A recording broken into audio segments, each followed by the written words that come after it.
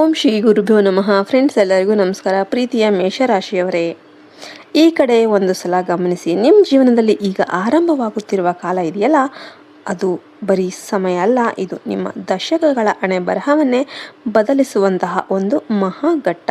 ಹೌದು, ಅಗ್ನಿತತ್ವದ ಅಧಿಪತಿಯಾದ ನೀವು ಕಳೆದ ಕೆಲವು ಕಾಲದಿಂದ ಅನುಭವಿಸುತ್ತಿರುವ ನೋವು, ಅವಮಾನ ಮತ್ತು ಆರ್ಥಿಕ ಸಂಕಷ್ಟಗಳಿಗೆ ಈಗ ಪೂರ್ಣ ವಿರಾಮ ಬೀಳುವ ಸಮಯ ಬಂದಿದೆ.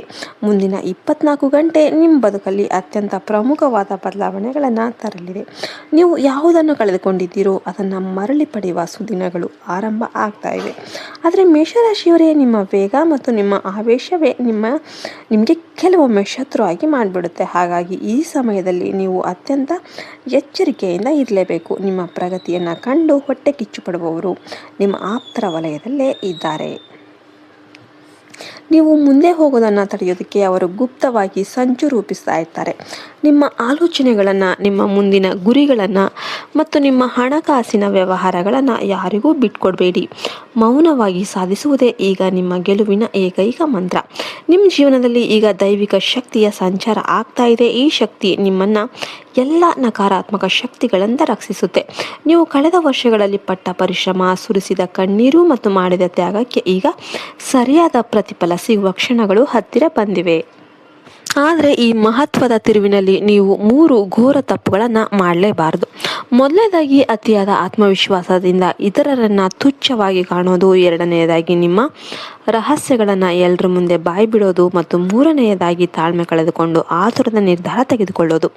ಈ 3 ತಪ್ಪುಗಳು ನಿಮ್ಮ ಕೈಗೆ ಬಂದ ಅದೃಷ್ಟವನ್ನು ದೂರ ಮಾಡಬಹುದು.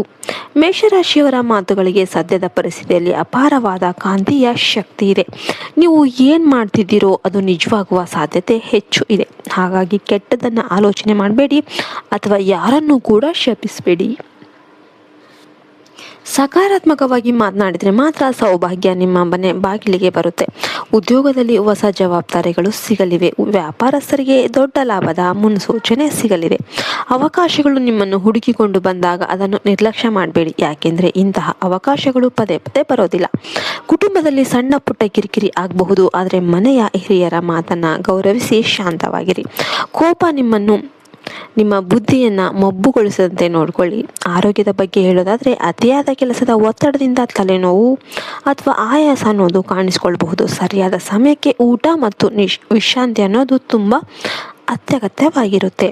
ಹಣಕಾಸಿನ ವಿಷಯದಲ್ಲಿ ಈಗ ನೀವು ಮಾಡುವ ಸಣ್ಣ ಹೂಡಿಕೆ ಕೂಡ ಭವಿಷ್ಯದಲ್ಲಿ ದೊಡ್ಡ ಆಸ್ತಿಯಾಗಿ ಬದಲಾಗಬಹುದು. ಆದರೆ ಯಾವುದೇ ದಾಖಲೆಗಳಿಗೆ ಸಹಿ ಮಾಡುವ ಮುನ್ನ 100 ಬಾರಿ ಯೋಚನೆ ಮಾಡಿ.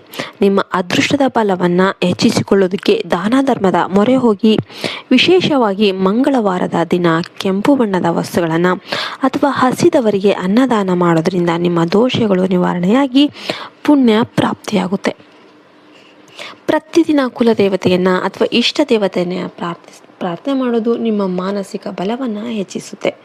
ಮುಂದಿನ 5 ವಾರಗಳು ನೀವು ದೇವರಲ್ಲಿ ಇಡುವ ಭಕ್ತಿ ನಿಮ್ಮ ಜೀವನದ ದಿಕ್ಕನ್ನೇ ಬದಲಿಸುತ್ತೆ. ಮೇಷರಾಶಿಯವರೇ, ನೆನಪಿಡಿ, ನೀವು ಹುಟ್ಟುತ್ತಲೇ ನಾಯಕರು. ಯಾರೋ ಹೇಳಿದ ಮಾತಿಗೆ ನಿಮ್ಮ ಧೈರ್ಯವನ್ನು ಕುಂದಿಸಿಕೊಳ್ಬೇಡಿ. ನಿಮ್ಮೊಳಗಿನ ಅಗ್ನಿಯನ್ನು ಜ್ಞಾನದ ದೀಪವನ್ನಾಗಿ ಪರಿವರ್ತನೆ ಮಾಡಿ. ಸೋಲು ಎಂಬುದು ನಿಮ್ಮ ಜೀವನದಲ್ಲಿ ಕೇವಲ ಒಂದು ಪಾಠ ಮಾತ್ರ, ಅದು ಎಂದಿಗೂ ಅಂತಿಮವಲ್ಲ. ನಿಮ್ಮ ಮೇಲೆ ನಿಮಗೆ ನಂಬಿಕೆ ಇರಲಿ. ದೈವ ಬಲ ಅನ್ನೋದು ನಿಮ್ಮ ಜೊತೆ ಇದೆ. ಮುಂದಿನ 24 ಗಂಟೆ ನಿಮ್ಮ ಜಯಬೇರಿಗೆ ನಾಂದಿ ಹಾಡಲಿದೆ. ಈ ಮಾಹಿತಿ ನಿಮ್ಮ ಜೀವನಕ್ಕೆ ಹೊಸ ಭರವಸೆ ನೀಡಿದೆ ಎಂದು ನಾವು ಭಾವಿಸುತ್ತೇವೆ. ವಿಡಿಯೋ ಲೈಕ್ ಮಾಡಿ, ನಿಮ್ಮ ಮಿತ್ರರೊಂದಿಗೆ ಶೇರ್ ಮಾಡಿ ಮತ್ತು ನಿಮ್ಮ ಅಭಿಪ್ರಾಯವನ್ನು ಕಮೆಂಟ್ ಮಾಡಿ. ಜೈ ಹಿಂದ್, ಜೈ ಭಾರತ್ ಮಾತೆ. ಹರಿ ಓಂ ತತ್ಸತ್. ಸರ್ವೇ ಜನೋ ಸುಖಿನೋ ಭವಂತು.